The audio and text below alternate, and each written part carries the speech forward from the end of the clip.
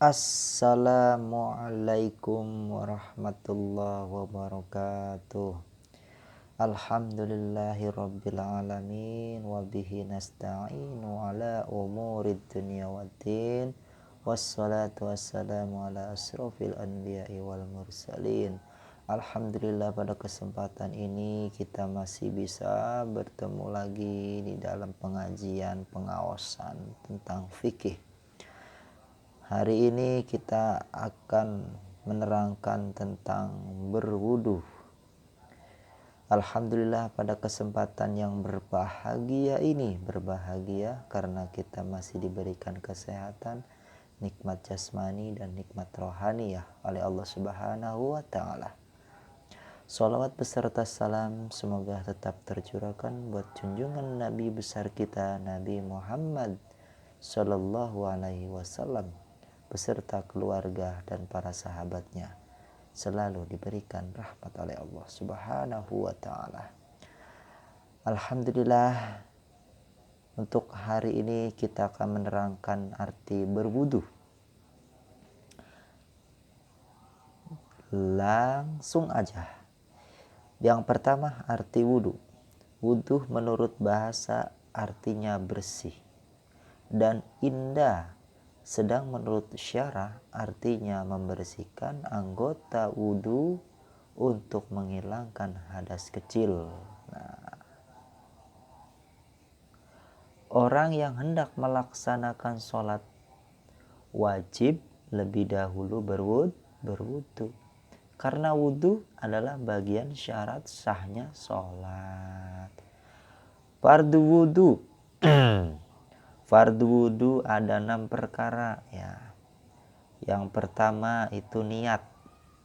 Ketika membasuh muka, lafaz niat wudu ialah nawaitul wudu'a li rafa'il hadasil ashgori fardholillahi ta'ala.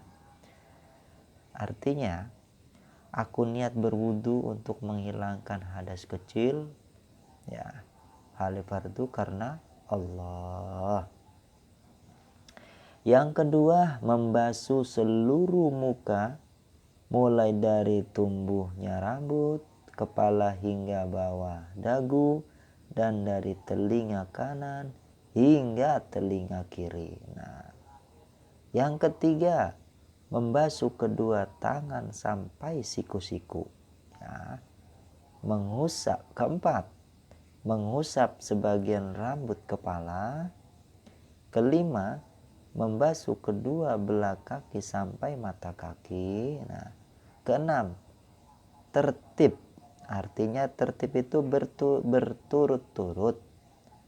Artinya mendahulukan mana yang harus didahulu dan mengakhirkan mana yang harus diakhirkan. Jadi intinya kanan dulu 3 kali, kemudian kiri 3 kali gitu.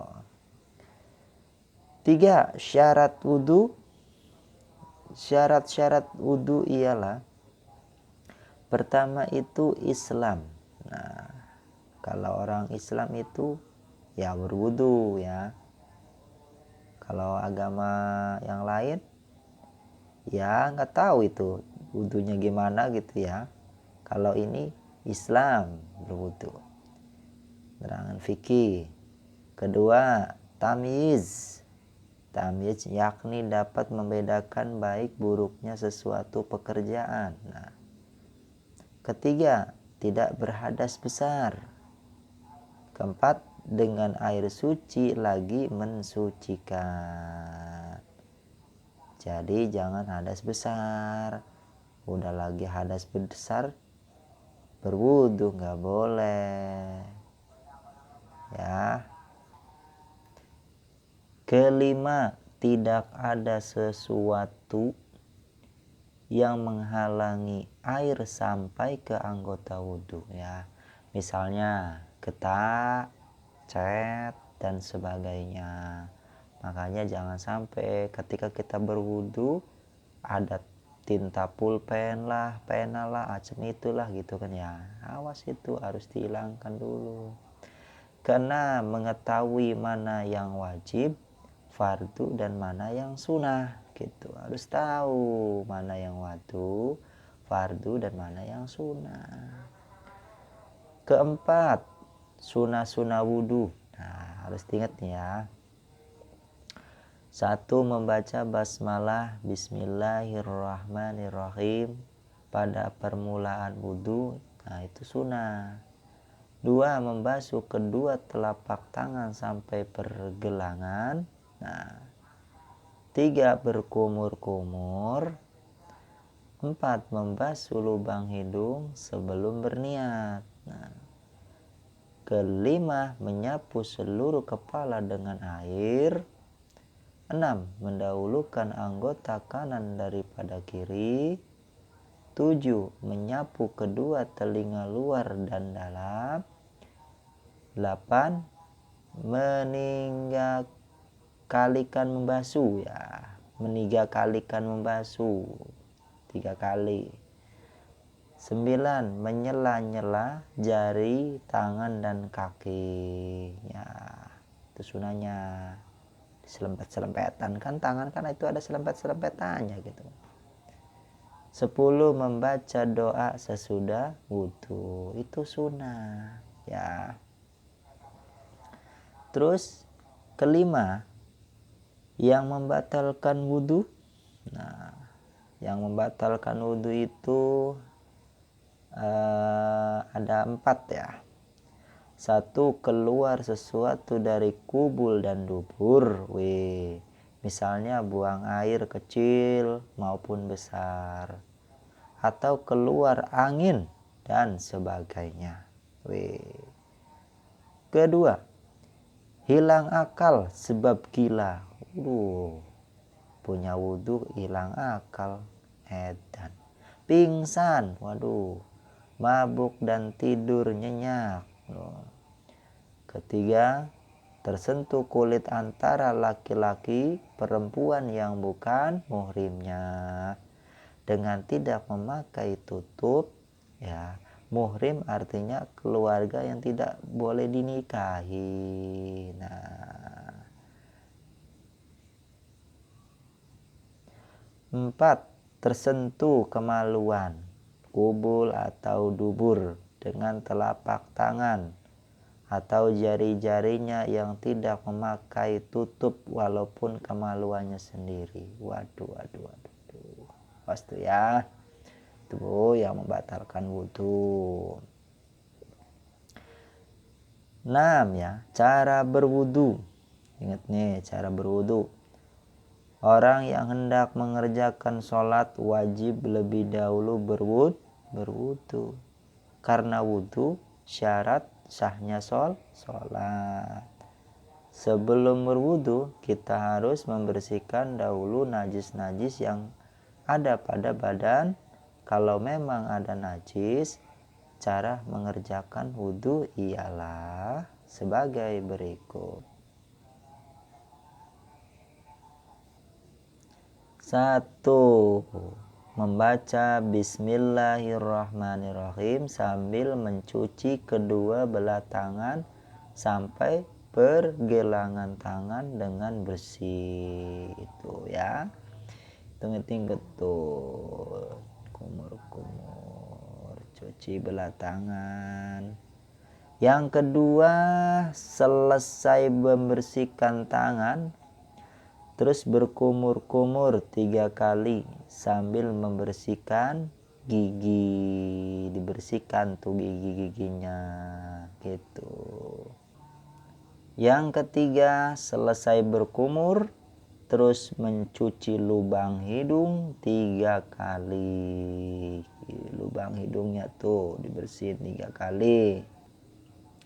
4. Selesai mencuci lubang hidung, terus mencuci muka 3 kali, mulai dari tempat tumbuhnya rambut kepala hingga bawah dagu dan dari telinga kanan ke telinga kiri, sambil niat berwudu sebagai berikut. Nawaitul wudu'a li raf'il hadasil asghari fardhu lillahi ta'ala. aku berniat berwudu untuk menghilangkan hadas kecil fardu karena Allah Ta'ala.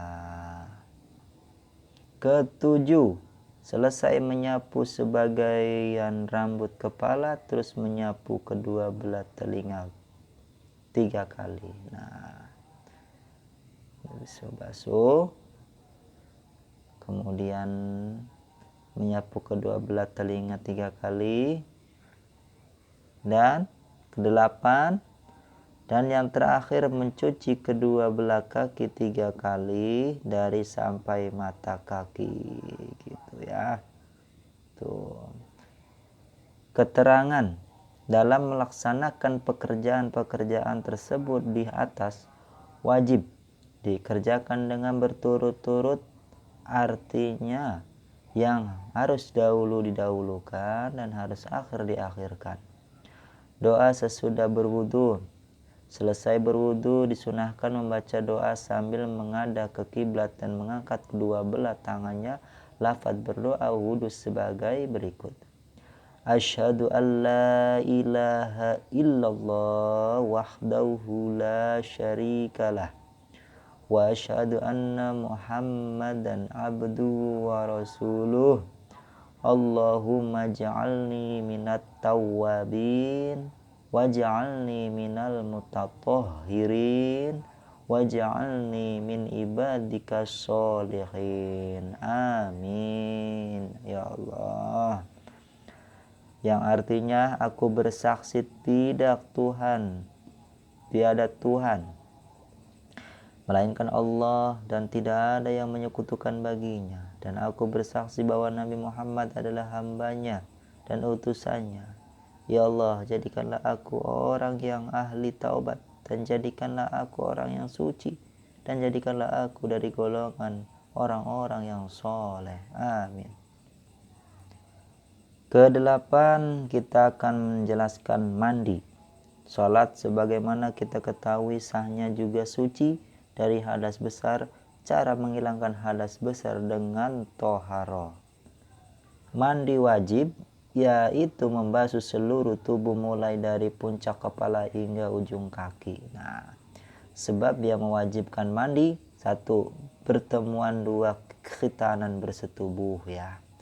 2. Keluar mani disebabkan bersetubuh atau dengan lain-lain sebab. Nomor 2 dan 2 dinamakan juga janabah atau junub ya.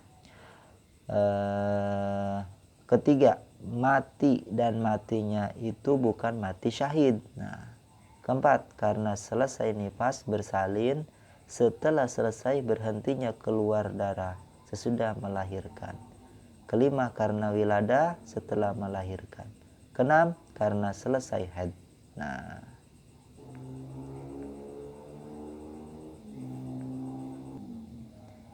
fardu mandi.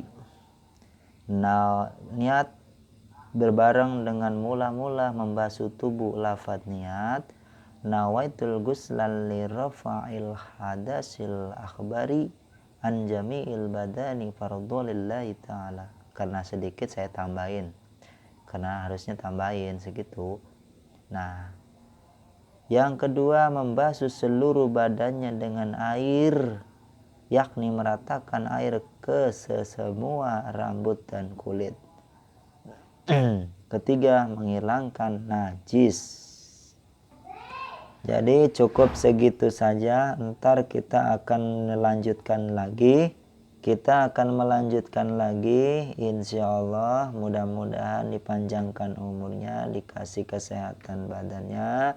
Kita masih bisa berjumpa lagi. Kita akan menjelaskan tentang fikih, tentang mandi junub ya, hadas besar. Mudah-mudahan semua teman-teman selalu diberikan kesehatan dan diberikan nikmat oleh Allah Subhanahu wa taala. Jadi usikum bittaqwallah. Wassalamualaikum warahmatullahi wabarakatuh.